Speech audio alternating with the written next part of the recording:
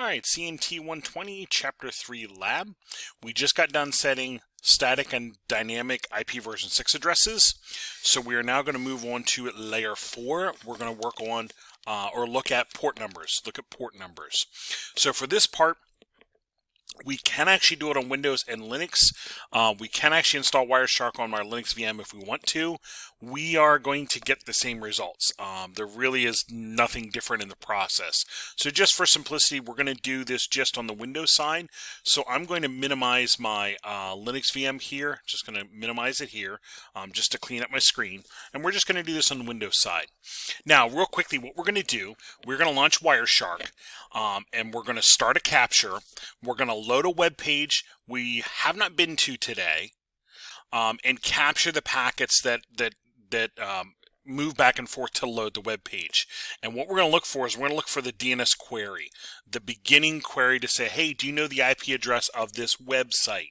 And in there, we'll take a look at the query and the IP addressing that's in there. So to do this, I will get Wireshark running, but just to kind of maybe make things work well for you, I'm going to open my browser, and before I do anything, let's just clear any kind of recent history that might be here, and we'll clear any cache that's there, maybe in the today time frame. Just clear that out. That way, it's not loading a web page from stored cache. And I'm just going to leave this handy. I'm going to open up Wireshark. Ooh, get out of here. I'm going to open up Wireshark. I'm going to find my NIC, should be Ethernet 3, and right there, I'm seeing data move through, which is good. I can either click the shark fin to start my capture or double click on Ethernet 3. So we will start that capture. I'm going to go to my browser here, and I'm just going to load the hack homepage. I will do www.hack.edu and let that load. There we go. That looks pretty good. I'm going to go over to Wireshark here, and I'm going to stop my capture. That's good. We probably have what we need. We're now going to put a filter in Wireshark, and we want to just look for DNS traffic. Hopefully you remember when we talked domain names, or read this section domain names. To be able to load a web page, we typically load by domain name, website domain name. Those domain names need to get resolved into IP addresses so these packets can get routed through the network. So to resolve the name, hack.edu, into an IP address, DNS is going to get used. So we are going to filter and look for DNS and hopefully find my DNS query of, hey, does anybody know the address of hack.edu? So in the top filter bar up here, we're going to plug in DNS and we're going to hit enter and try to filter out all the other stuff that's here. And in here, I do actually see a standard query for hack.edu. That's excellent. If you don't see it right away, scroll down through. There might be a lot of extra packets here. Scroll down through. And also keep an eye on the source IP. I can do a quick IP config here. Look at my IP address, 2140.101, and that's going to help me find my machine, if you will. Okay, so sometimes other traffic might be in there.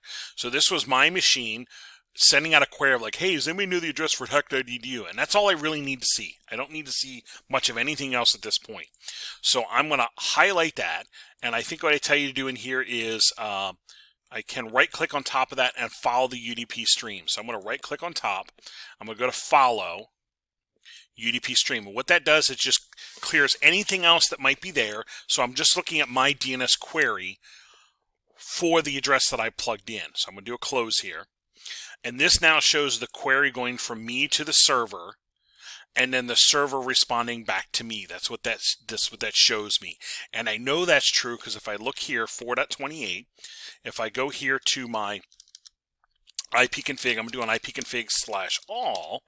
If I do IP config /all under my Ethernet 3, down here I see the addresses for the DNS servers for this case, our network, our college, if you will.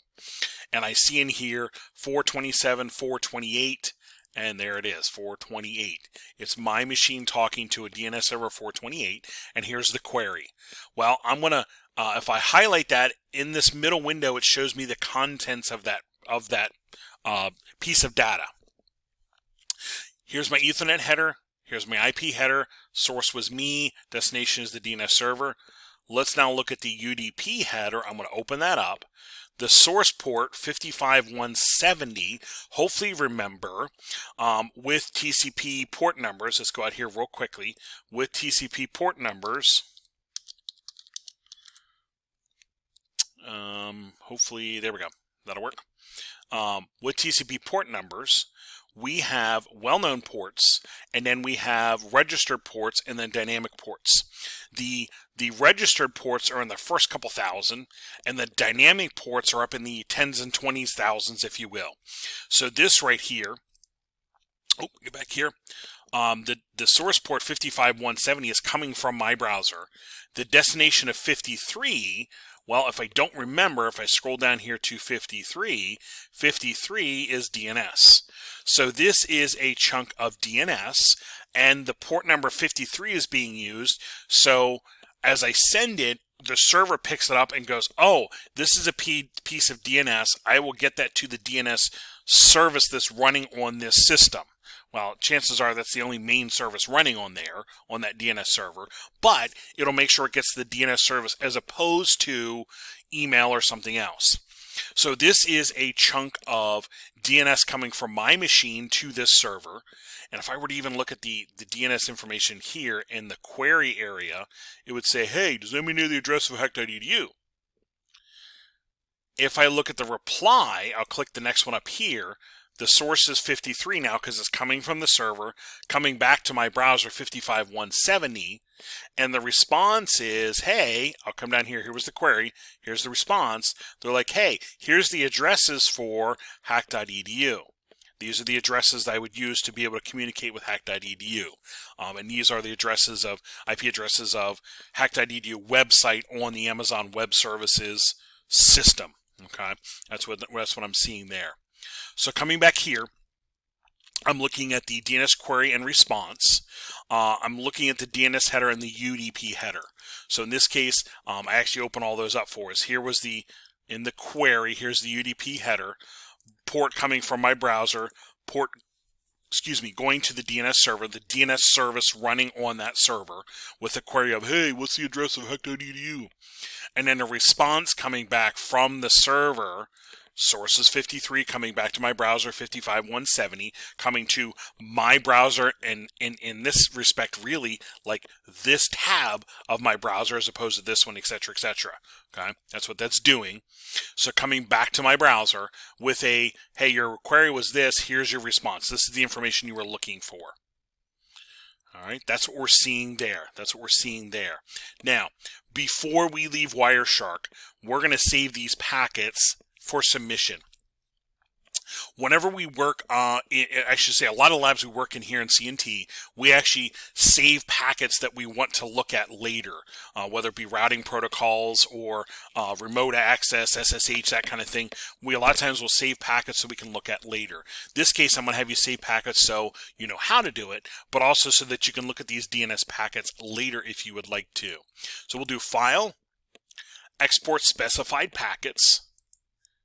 And I'm going to put it in my Documents folder. Let's go here to PC Documents. That's where I have my other files.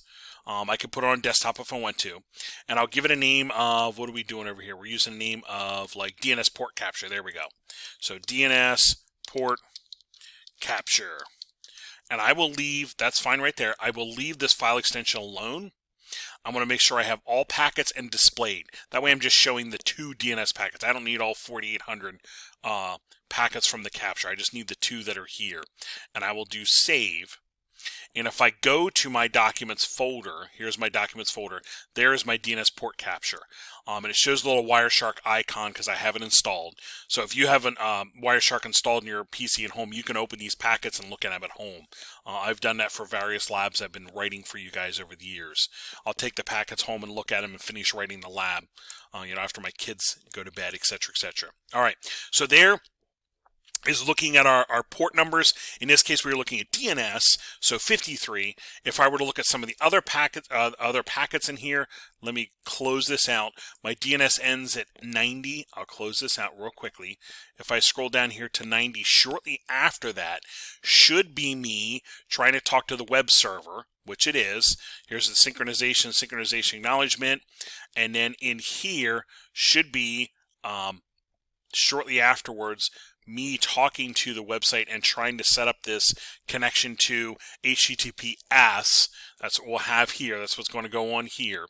And then eventually we would see me loading the web page, but it's going to be application data, this stuff down here. This is actually me asking for and getting the web page data. All right, and in those I would see in here, I would see it's HTTP over TLS. So in here I would see destination port of 443 because I'm talking to an HTTPS, just to show a couple other ports for you while we're here. All right, make sure you have those packets saved, those DNS packets saved, and then we will pick up with domain names in the next part.